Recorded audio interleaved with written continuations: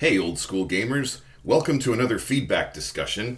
Our feedback today comes from our Discord player, Chris, who made a mention about our discussion about old school gaming, what old school gaming really means, and was in particular talking about the reluctance of a lot of modern players and modern tables to take advantage of the richness of belonging to the world and actually becoming part of the world with their character, as opposed to just being wandering mercenaries, adventurers, or even murder hobos, all the way until they hit, whatever the table's level cap is. That the 20th level fighter is just wandering around, ready to just kill anything with his sword for money, just the way he was or she was when they were a first level fighter.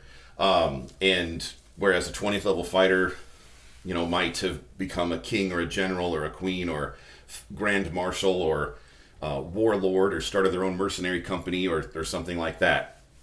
So Chris mentioned that in Asian flavored campaigns that embrace Japanese cultures, Chinese cultures, things like that, particularly he was talking about Legend of the Five Rings, that there's a lot more fealty culturally expected, a lot more loyalty culturally expected in those societies. And so when people roleplay fantasies in those societies, that's kind of a thing. And that is true, although I have run tables over the years in my 40 years of gaming with people who wanted to have a more Eastern flavored campaign society, and so people can still find ways around things. Samurai can become Ronin, stuff like that. So, but the main difference, as I understand it, is between high context culture and low context culture. So here in America, we have what anthropologists might say is a low context culture. And for instance, I have actually seen, this is not a hypothetical example, I actually saw this happen. This was in the 2000s, before we got to the 20-teens, but I saw two strangers meet in a Starbucks, and they started a business together and made a lot of money together. And they just casually met in a Starbucks and started talking about this business together the first time they met each other. So that is low context culture. Whereas in a high context culture, if we were living in, a more Eastern cultural society, and we were going to go into business together, then we might go to dinner in a fancy restaurant, fancy enough where we're expected to be dressed up and everything, and we would bring our spouses and our children with us, and everybody would be on their best behavior, and our children would all be dressed up and everything in their best, and it would be rude for us to discuss business anytime during the first 2 hours. and if we violated any form of societal standard of rudeness in any way, then the business deal probably won't go through, because being business partners would be as serious as a marriage. And so imagine what would happen in a Dungeons and Dragons or a Pathfinder world where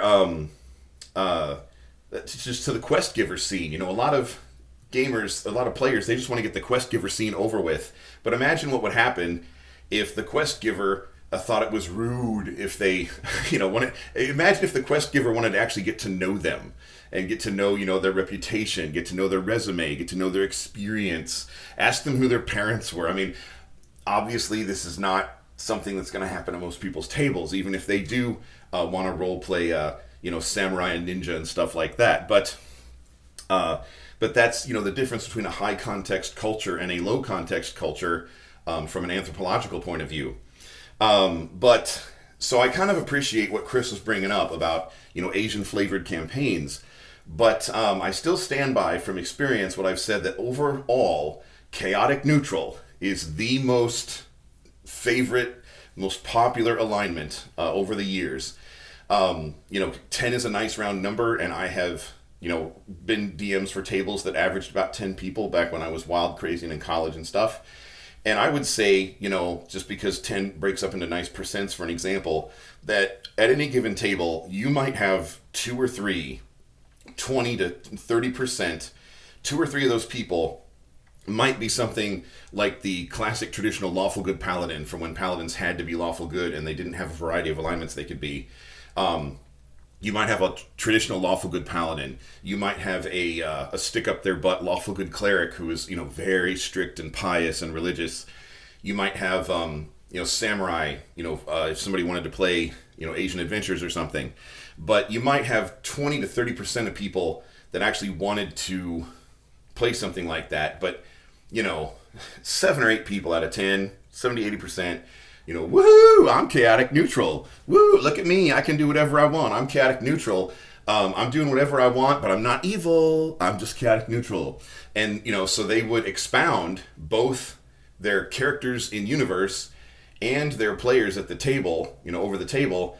They would expound about just the freedom, the anarchy of chaotic neutral alignment, born to be wild, and yeah. So,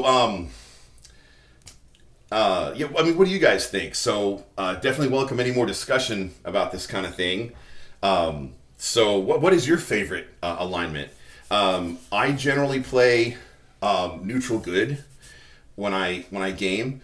My favorite story that I read in an article about the difference between lawful good, neutral good, and chaotic good is if you took 3 good people, one of each, and you put them in jail for something that they did not do, the lawful good person in that situation would believe that since they're lawful good, the best way to handle that situation is to put it in the hands of the law. And so the lawful good person would stay in prison and wait for their trial because, lawfully they would have their day in court. Now, the neutral good person and the chaotic good person, they're going to look at that lawful good person and say, you crazy. So the neutral good person and the chaotic good person, they're going to team up and break out. But the neutral good person would probably go on an adventure to prove their innocence, and they'd probably come back with evidence of their innocence.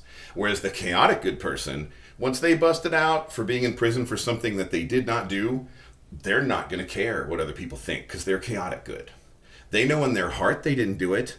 They know in their memories, I don't remember doing it. I did not do this.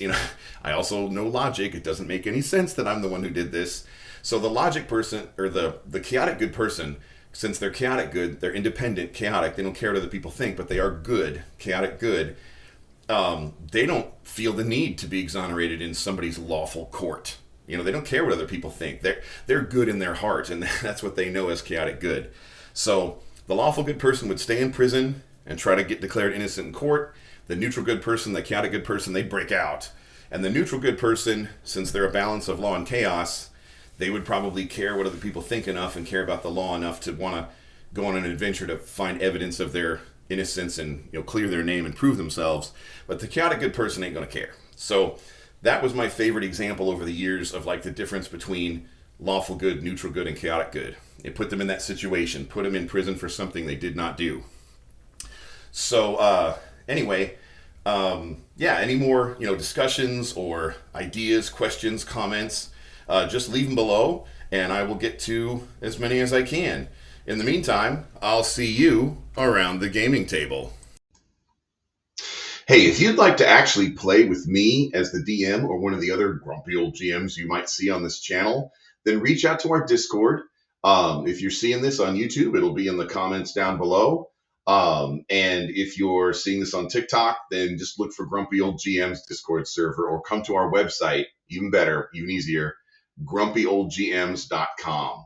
And if there's space at our tables, then, because I'm an actual real person, not one of these AI GMs that apparently D&D Beyond is supposed to be getting. Since I'm actually a real person, I only have so many nights and so many spaces at the table. But I keep the website pretty updated as to whether there's room at a table. So if you think about gaming with us, check out grumpyoldgms.com. All right, we will see you around the gaming table.